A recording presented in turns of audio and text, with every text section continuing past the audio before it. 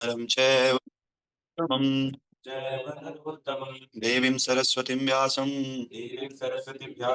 ततो जयमुदीरये नष्टप्रायेषु अत्रेषु नित्यं भागवत सेवयाम् भगवते उत्तमश्लोके भक्तिर्भवति नैष्ठिकी कृष्णाय वासुदेवाय देवकी नंदनाय च नंदगोपकुमाराय श्रीगोविन्दाय नमो नमः मूकं करोति वाचालं पङ्गुं लङ्घयते गिरिं यत्कृपां तमहं वन्दे श्रीगुरो दीनतारिणं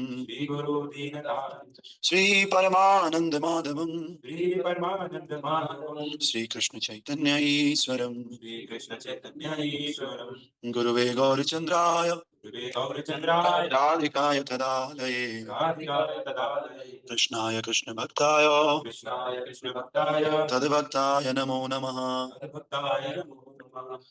नमो विष्णुपादाय कृष्णपृष्ठाय भूतले श्रीमते भक्तिवेदांत स्वामिने इति नामिने नमस्ते सरस्वते देवे गौरवाणी प्रचारिणे निर्विशेषा शून्यवादे पाश्चात्य देशतारिणे जय श्री कृष्ण चैतन्य प्रभु नित्यानंद श्री अद्वैत गदाधर शिवासादि गौर भक्तवृंद हरे कृष्णा कृष्णा कृष्णा हरे हरे हरे राम राम राम हरे हरे हरे कृष्णा कृष्णा कृष्णा हरे हरे हरे राम राम राम हरे हरे नमो पंकजनाभाय नमो पंकजमालिने नमो पंकजनेत्राय नमस्ते पंकजा ग्रंथराज महापुराण की श्रील प्रभुपाद गुरु महाराज की अनंत कोटि वैष्णव वृंद की नामाचार्य श्री हरिदास ठाकुर की निताय गौर हरि प्रेमानंदे all glories to Samil devotees, all glories to Samil devotees, all glories to Guru and Guranga, all glories to divine Krishna Prabhupada की हरे कृष्ण जय प्रभुपाद। आप सभी भक्तों का स्वागत है श्रीमद् भागवतम की कक्षा में सुबह की। और हम लोग श्रीमद् भागवत महापुराण का दूसरा स्कंद और दूसरे स्कंद का चौथा अध्याय पढ़ रहे हैं जिसका नाम है सृष्टि प्रकरण। क्या नाम है? और इसका श्लोक संख्या 10, श्लोक संख्या 10 जो कि इस प्रकार से है। यथा गुणास्तु प्रकृतेर युगपता कर्मसोऽपि वा बिभर्ति भूरि सस्त्वेका कुर्वन् कर्माणि जन्मभिः यथा गुणास्तु प्रकृतेर युगपत् कर्मसोऽपि वा बिभर्ति भूरि सस्त्वेकः कुर्वन् कर्माणि जन्मभिः यथा गुणास्तु प्रकृतेर क्रमशो अपि वा युगपत् कर्मसोऽपि वा बिभर्ति भूरि सस्त्वेकः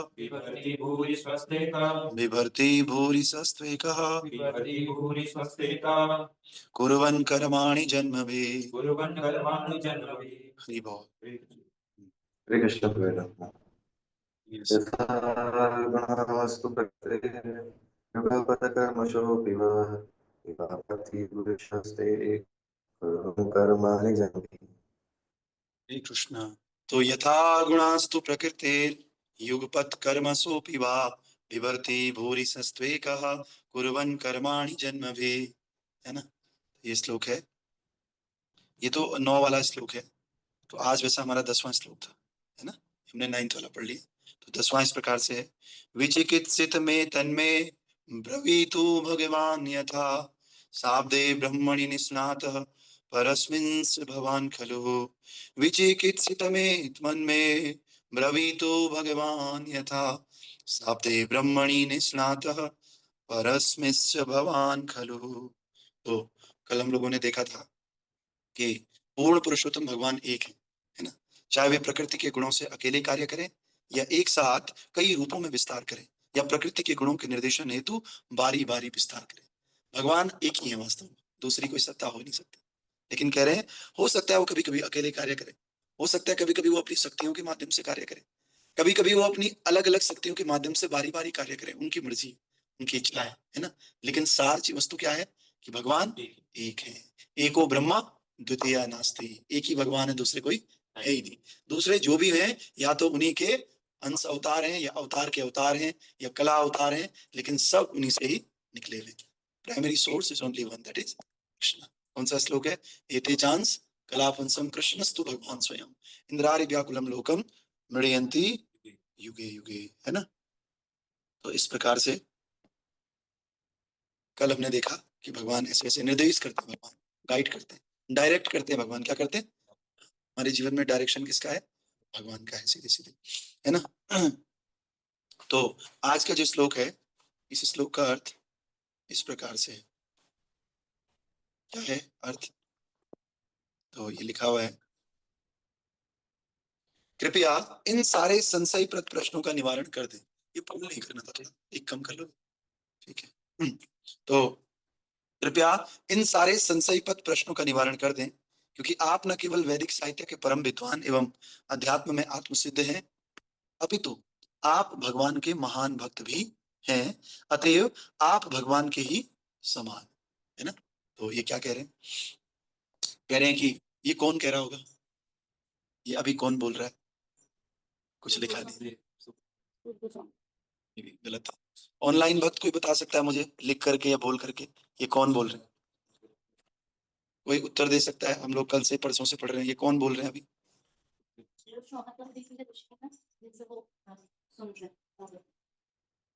कौन बोल रहे हैं? हरे इसका कृष्ण प्रभु जी। यस प्रभु जी है। सोनक ऋषि प्रभु जी। सोनक ऋषि बोल रहे हैं, संदीप प्रभु ने बताया। और कोई? इसका मतलब सुनते भी ढंग से नहीं सुनते। कौन बोल रहे हैं? और कोई भक्त? हाँ, ये है, बस एक ही आदमी ढंग से सुनता है, उसका नाम है शौर्य प्रभु। परीक्षित महाराज कह रहे हैं, सोनक ऋषि नहीं प्रभु जी। सोनक ऋषि इससे पहले बोल रहे थे, हम थोड़ा कंफ्यूज हो गए। आप देखिए, महाराज परीक्षित ने 5वें श्लोक से बोलना शुरू किया। सोनक ऋषि तो पिछले श्लोक में खत्म हो गया है, पिछले अध्याय में। इस अध्याय में, पिछले अध्याय में सोनक ऋषि ने पूछा था, प्रभु जी को पिछले अध्याय का याद है? चलो फिर भी कम से कम याद तो है, सोनक ऋषि जाए। तो सोनक ऋषि की कहानी हो गई खत्म कहाँ पर? पिछले अध्याय में। तो सोनक ऋषि ने जब प्रश्न पूछ लिए तीसरे अध्याय में, जिसका नाम क्या था? शुद्ध भक्तिमय सेवा और हृदय परिवर्तन। अब आंसर दे रहे हैं सूत गोस्वामी अगले अध्याय में, इस वाले अध्याय में। तो पहले 4-5 श्लोक में किसने बोला? सूत गोस्वामी ने बोला। फिर सूत गोस्वामी ने कहा कि राजा परीक्षित ये बोल रहे थे। तो इसलिए अब क्या चल रहा है अभी?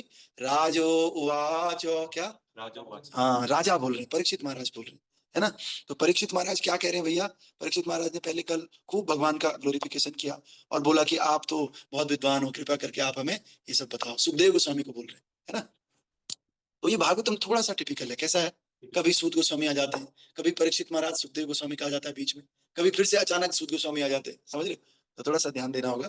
तो इसमें आज जो है परीक्षित महाराज कह रहे हैं, कृपया इन सारे संशयप्रद प्रश्नों का निवारण कर दें, क्योंकि आप न केवल वैदिक साहित्य के परम विद्वान एवं आध्यात्म में आत्मसिद्ध हैं, अपितु आप भगवान के महान भक्त भी हैं। तो इससे एक बात और प्रूफ होती है, जरूरी नहीं है कि अगर हम विद्वान हो तो भक्त भी हो।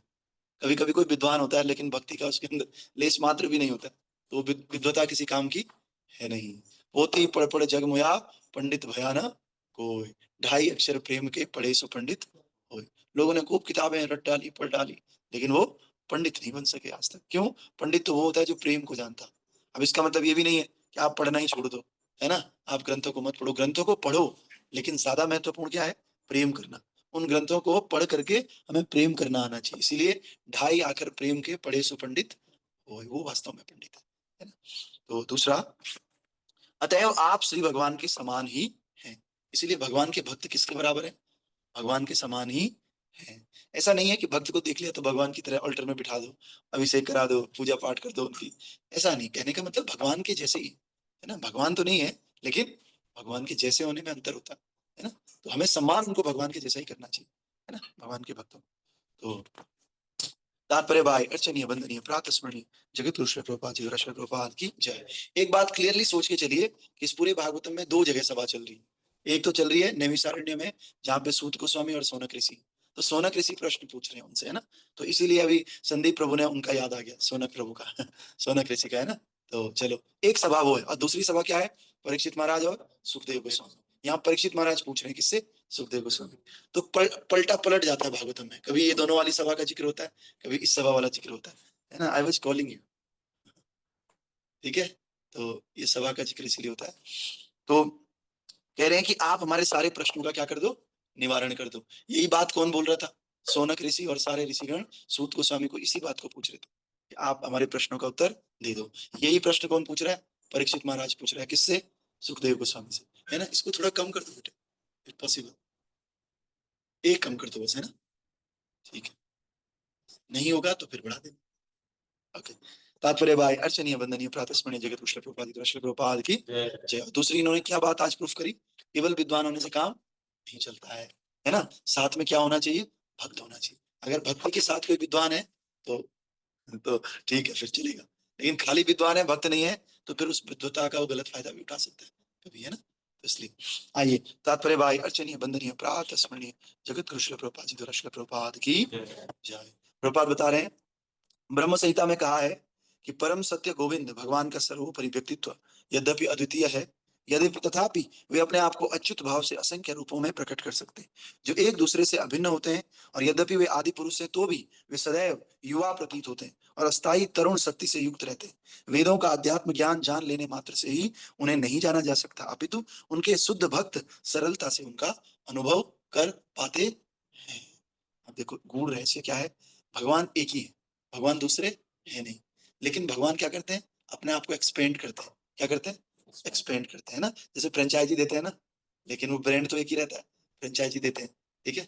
तो इधर फ्रेंचाइजी में क्या होता है कि वो आदमी उसको पैसे देता है, मेन ब्रांच को कोई लेना देना नहीं होता। दो तरह की फ्रेंचाइजी, एक फ्रेंचाइजी है उसमें आपने बस पैसे देके खरीद ली, अब मेन जो ब्रांच है उसको इससे कोई लेना देना नहीं, बस नाम इनका चलेगा। एक क्या है जो सेंट्रलाइज होता है, भाई मेन ब्रांच जो है वही चलाती है दूसरी ब्रांच को भी, उसी के अंडर में काम करना होगा। तो भगवान का भी ऐसा ही कुछ है।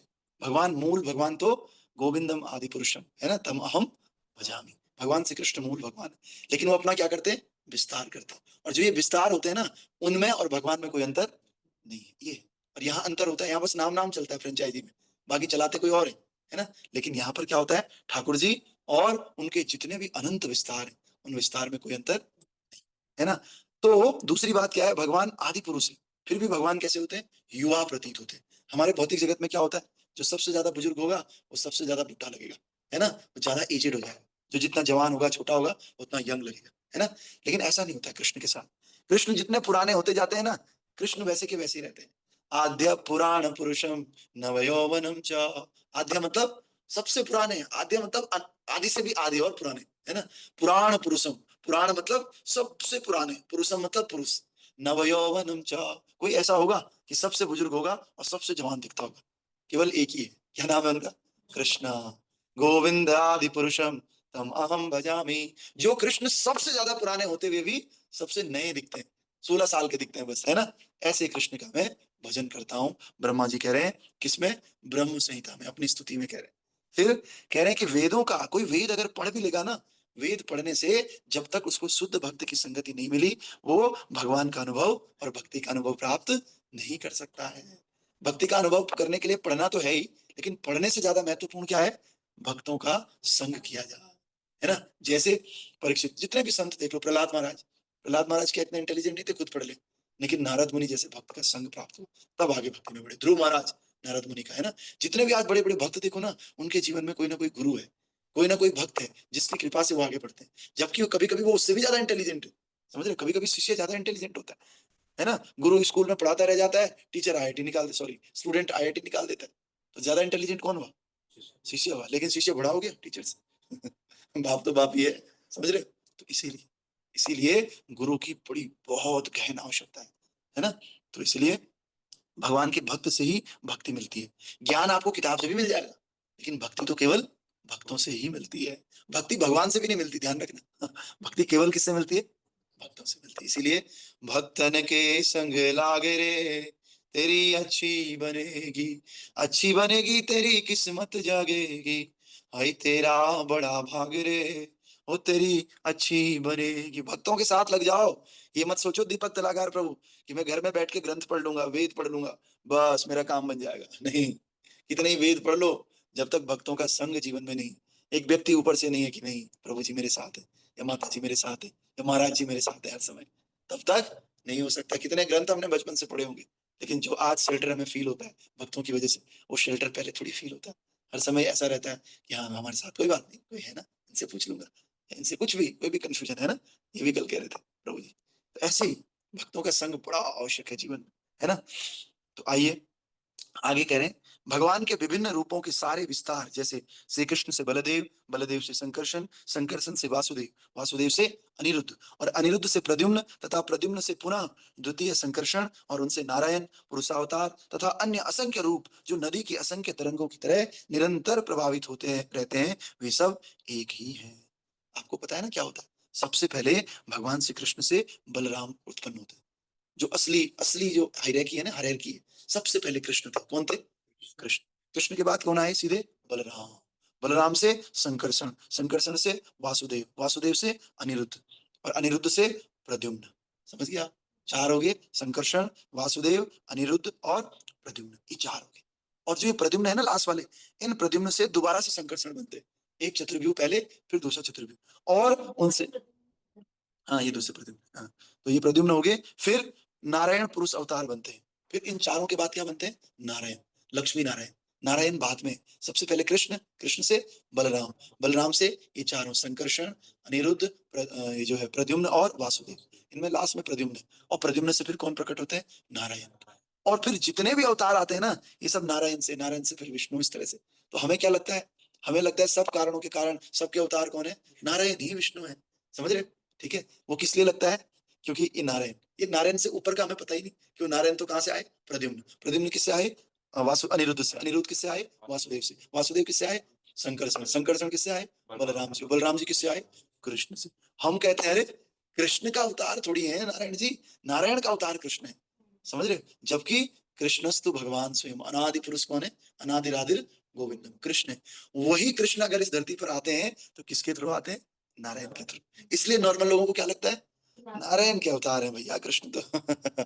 जबकि कृष्ण तो स्वयं अवतारी, सर्व अवतारी कृष्ण स्वयं भगवान, ताहार द्वितीय देव श्री बलराम। सर्व अवतारी कृष्ण स्वयं भगवान, वास्तव में स्वयं भगवान कृष्ण है। सभी अवतारों का भी कारण कौन है? कृष्ण। और इन कृष्ण का द्वितीय देव, मतलब सबसे पहले कृष्ण से कौन बनते हैं? बलराम जी बनते हैं ना। कहां से? राइट हैंड से।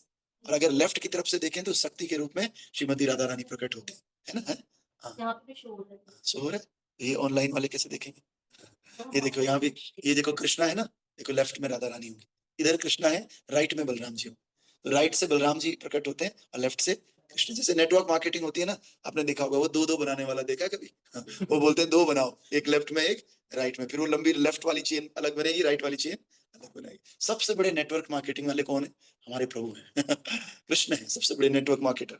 और इन्होंने लेफ्ट और राइट दो चेन बना रखी है, राइट में बलराम जी और लेफ्ट में राधा रानी। राधा रानी की फिर और एक्सपेंशन, ललिता, विशाखा, अष्ट सखी, फिर उनकी मंजरीज। समझ रहे हो? इधर से राधा रानी का विस्तार, फिर दुर्गा माता, ये सब लेफ्ट की तरफ है, फीमेल वर्जन। और राइट की तरफ बलराम, अनिरुद्ध, क्या नाम है, प्रद्युम्न, संकर्षण, है ना। इससे नारायण, फिर नारायण से अलग अलग सारे अवतार, है ना, परशुराम अवतार, राम अवतार, है ना। तो ये सब जो है ठाकुर जी की लीला है ना। तो फिर आगे कह रहे हैं कि ये असंख्य नदियों की तरह प्रभावित होते रहे। एक दो अवतार नहीं, हम सोचते हैं भागवतम में 24 अवतारों का वर्णन है, कहीं पे 10 अवतारों का वर्णन है। असंख्य अवतार हैं। कितने? असंख्य, गिन भी नहीं सकते, इतने अवतार हैं। नाना अवतार अकरोति भुजबन। नाना मतलब जिनकी गिनती नहीं, कई तरह के अनेक अवतार बिना गिनती के। और वे समान शक्ति वाले दीपकों की तरह हैं जो एक दूसरे को प्रदीप्त करते हैं। कह रहे हैं क्या अंतर है? पहला दीपक था, उसने 10 दीपक जला दिए। कितने दीपक जला दिए? पहले और अन्य दीपकों में क्या अंतर है? एक ही अंतर है बस, पहला दीपक शुरू में था और बाकी लोग बाद में जलाए गए। बाकी कोई अंतर है? सेम वो दीपक भी जलते हैं, और सेम ऐसे ही भगवान के जो अवतार हैं वो भगवान से अभिन्न है, कोई डिफरेंस नहीं उनमें, है ना। जो शक्ति भगवान के अंदर, वही शक्ति अवतारों के अंदर है ना। आइए, ऐसे ही बस मूड का अंतर होता है, रस का अंतर होता है। जैसे कृष्ण और बलराम, कृष्ण और बलराम में क्या अंतर है?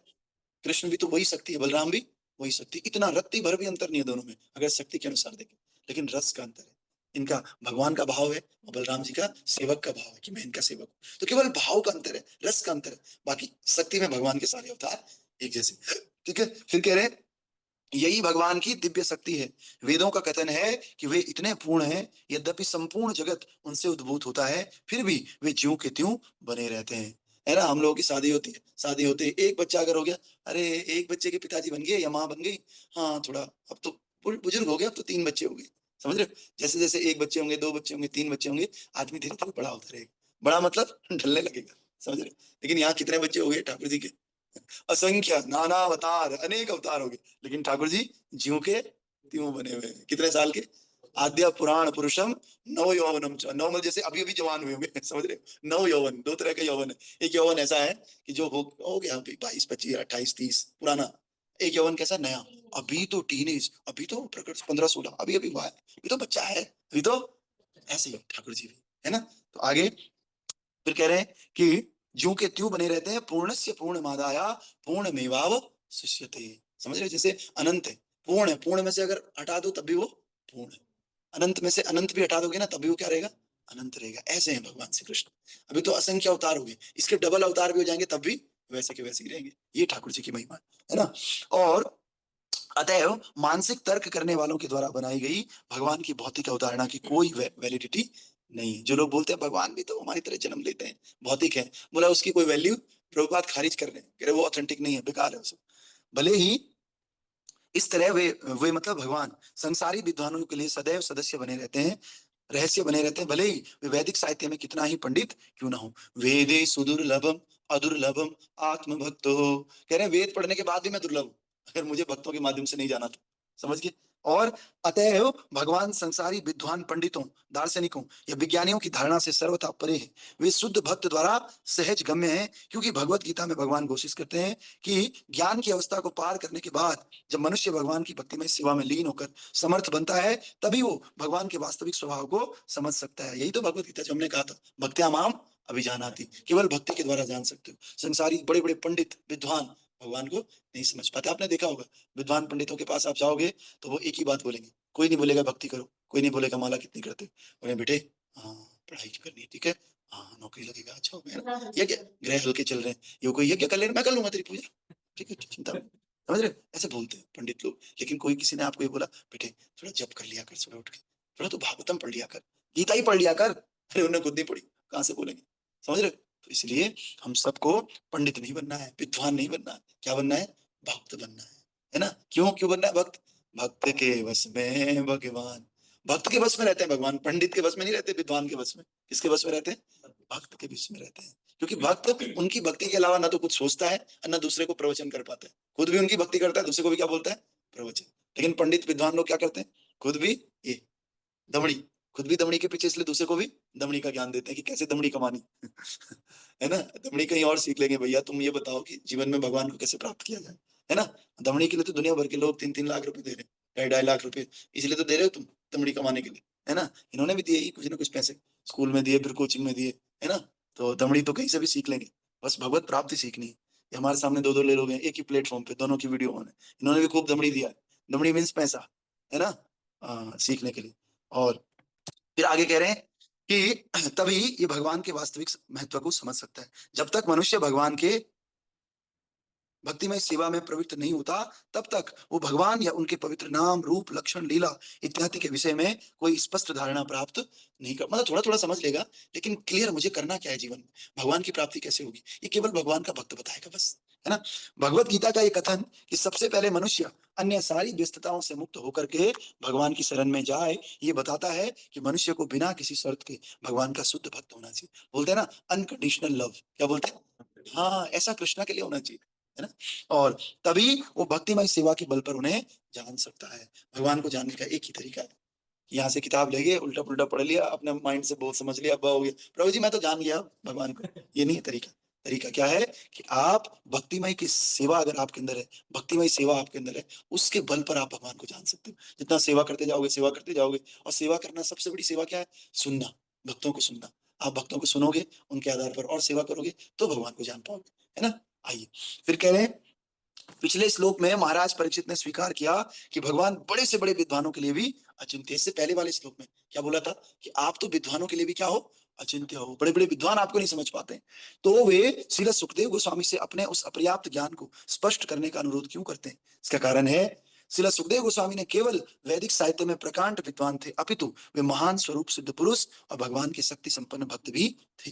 भगवत कृपा से भगवान का शक्तिशाली भक्त भगवान से भी बढ़कर होता है। भगवान रामचंद्र हिंद महासागर पर सेतु बनाकर लंका पहुंचने का प्रयास कर रहे थे, किंतु उनके अनन्य भक्त हनुमान छलांग मारकर उस सागर को पार कर गए। भगवान अपने भक्त पर इतने दयालु रहते हैं कि वे अपने प्रिय भक्तों को अपने से भी बढ़कर प्रस्तुत करते हैं। भगवान ने दुर्वासा मुनि की रक्षा करने में अपनी असमर्थता व्यक्त कर दी। यद्यपि दुर्वासा इतने शक्तिशाली थे कि भौतिक दशाओं में वे भगवान के पास सीधे पहुंच गए, लेकिन दुर्वासा मुनि की रक्षा की तो एक भगवत भक्त अर्थात अम्बरीश महाराज ने, है ना। अतएव भगवान के भक्त न केवल भगवान से अधिक शक्तिशाली होता है, अपितु भक्त की पूजा भी भगवान की प्रत्यक्ष पूजा से अधिक प्रभावशाली मानी जाती है। मद भक्त पूजा व्याधिका। समझ पाए आप बात को?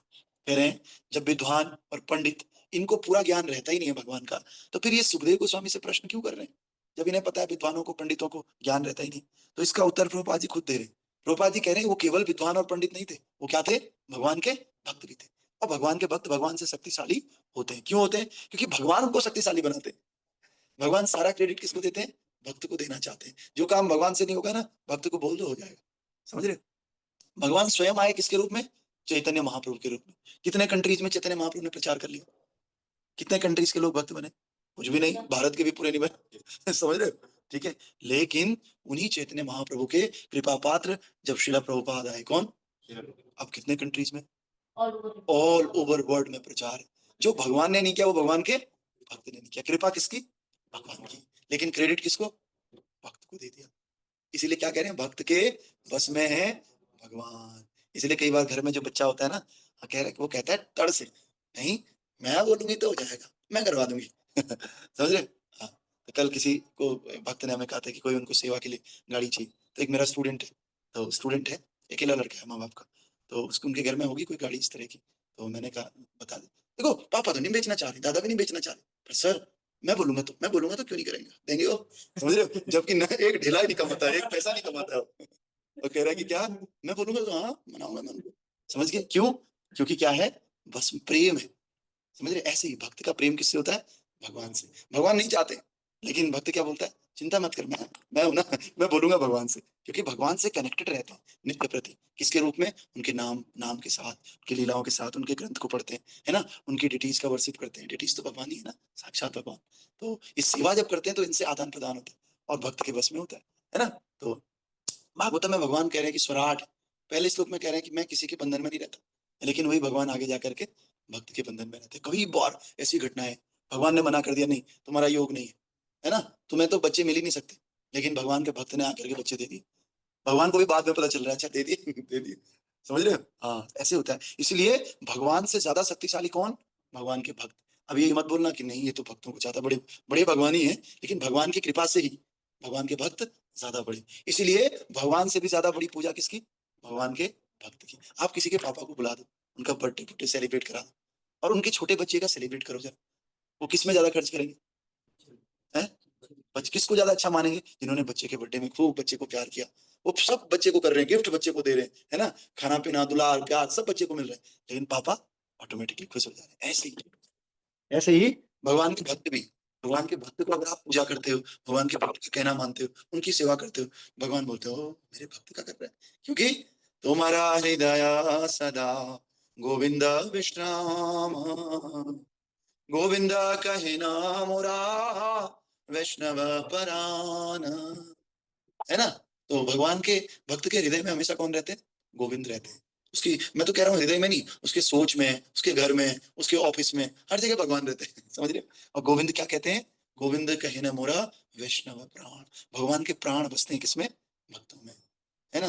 प्राण हमारा वहां बसते है, यहाँ तो खाली खोर। क्या कह रहे हैं?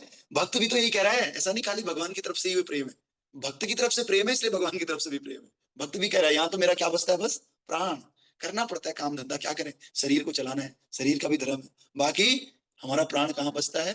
वहां। कहाँ? यहाँ देखो, यहाँ बसता है प्राण। यहाँ तो खाली खोर, मतलब ये खाली चमड़ा के इधर तो प्राण किधर है? ठाकुर जी के चरणों में, है ना। तो इसलिए हम सबको क्या करना है, भगवान की भक्ति करनी है, भक्ति ही जीवन है। और दुर्वासा ऋषि का भी उदाहरण दे रहे हैं, है ना, क्या है, दुर्वासा ऋषि को भगवान बचा नहीं सकते थे, आराम से बचा सकते थे, लेकिन बोला जा बेटे मेरा भक्त बचाएगा।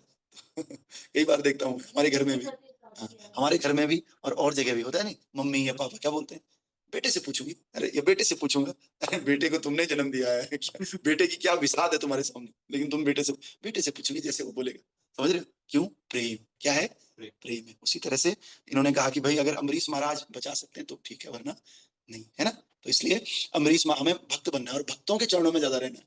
कई बार लोग खूब प्रचार, अपना अलग अलग प्रचार करते हैं, नहीं हम और भगवान तो कनेक्टेड है, बीच में कोई भक्त रहता ही नहीं, तो फिर ऐसे में गड़बड़ होती है। भगवान पसंद नहीं करते ऐसे लोग जो भक्तों के अंडर में नहीं है, जो अपने आप ही इधर उधर चला जाता है, समझ रहे हो? भगवान उसको पसंद करते हैं जो भक्त के अंडर में रह करके भक्ति करता है, उसको बहुत पसंद करता है।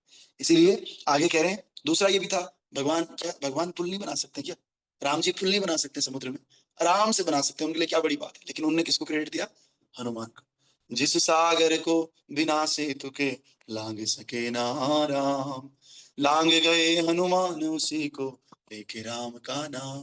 क्यों भक्त क्यों कर पाता है, क्योंकि वो भगवान का नाम लेता है, इसीलिए उसके पास अलग पावर है, और वो काम कर देता है जो स्वयं भगवान भी नहीं कर पाते, है ना। बड़ा अच्छा मैसेज है आपको आज का। तो आगे फिर कह रहे हैं, अतएव निष्कर्ष यही निकलता है कि गंभीर भक्त को सबसे पहले ऐसे गुरु के समीप जाना चाहिए जो न केवल वैदिक साहित्य में निपुण हो, अपितु भगवान का महान भक्त भी हो। बल्कि पहली क्वालिटी यही देखनी चाहिए, उसको कितना ज्ञान है वो बाद में देखना चाहिए, कि भगवान का भक्त कितना है ना। और जिसे भगवान की एवं उनकी विभिन्न शक्तियों की वास्तविक अनुभूति हो।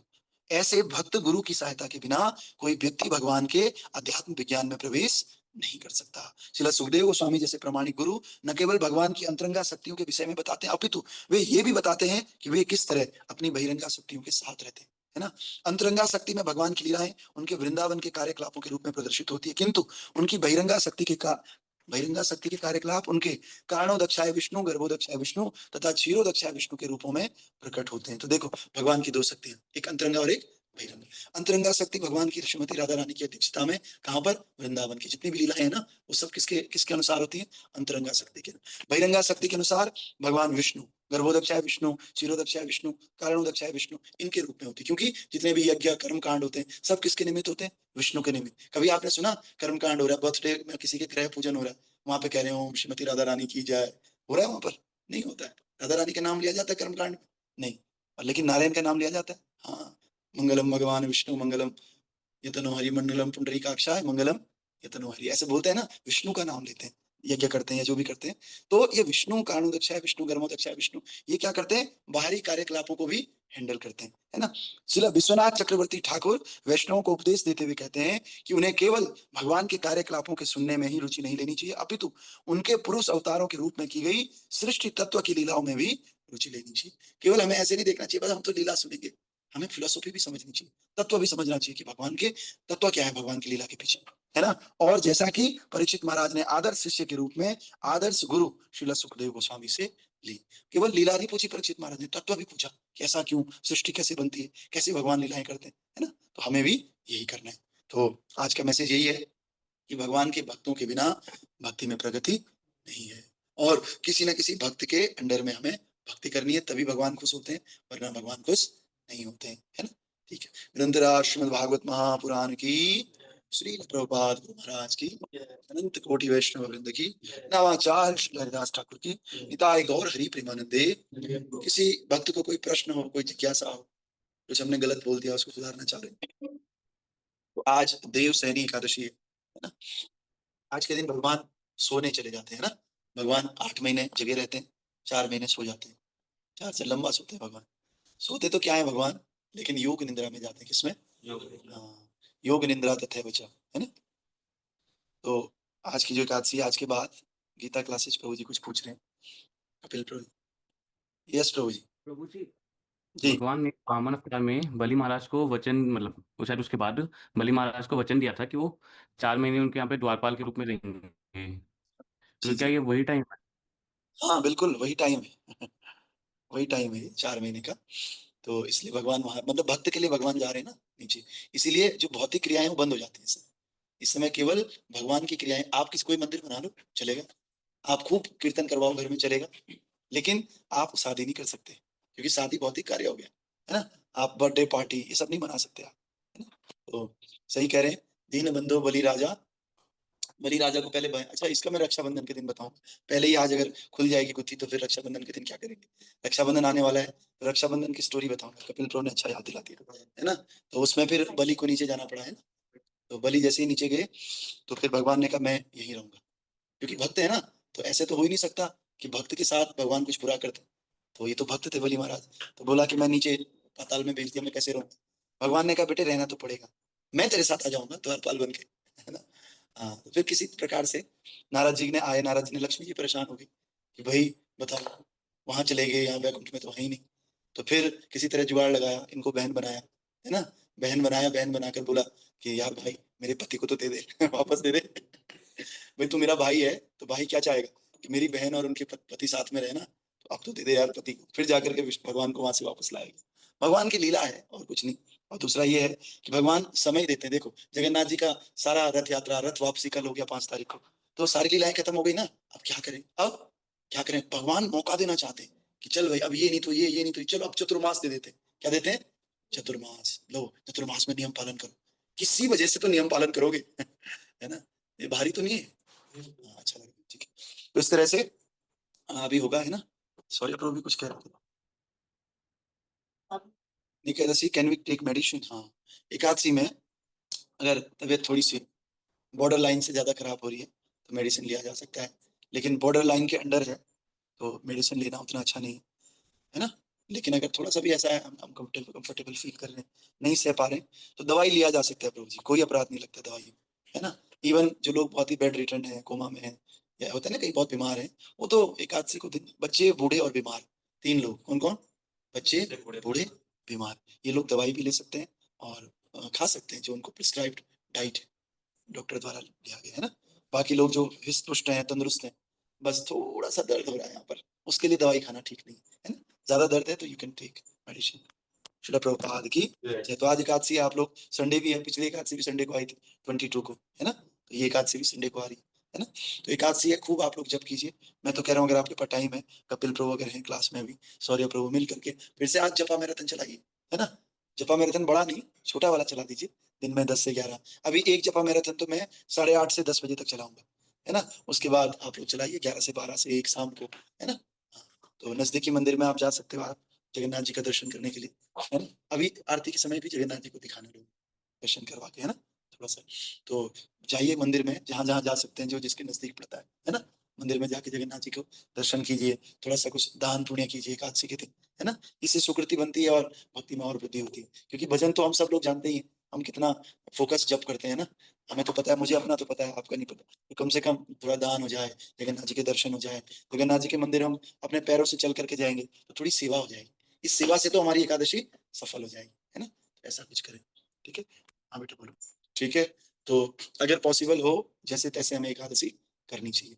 अगर हम जैसे मान लिया किसी घर वाले वो नहीं बोल रहे नहीं रखना है, ये है वो है, मान लिया, ठीक है। तो अगर हम थोड़ा सा पेन लेकर के ना, ये सब आजकल गर्लफ्रेंड बॉयफ्रेंड चलता है ना, उसमें भी तो ऐसी होता है। माँ बाप से पूछ के बोलते हैं ना, माँ बाप से पूछ के जाते हैं कि मैं थोड़ा सा आज फलाने लड़के से लड़की से मिलने जा रहा हूँ, तो वहां पर भी तो हम थोड़ा सा माँ बाप से छुप के करते हैं। ये तो अच्छी बात है ना। व्रत अगर हम ले सकते हैं, अगर स्थिति बहुत ज्यादा वर्ष नहीं है तो थोड़ा बहुत भक्ति में सहन करना आना चाहिए, है ना। करना चाहिए हमें एकादशी का व्रत, है ना। हाँ, तो इसलिए जिससे जितना, बस ये समझ लेना तबियत बहुत ज्यादा खराब ना हो, वर्ष स्थिति ना हो। अगर स्थिति अंदर कंट्रोल है तो आप सब लोग थोड़ा सहन करके एकादशी का व्रत पालन कर सकते हो और करना चाहिए हर किसी को, ठीक है। ग्रंथराज श्रीमद् भागवत महापुराण की जय।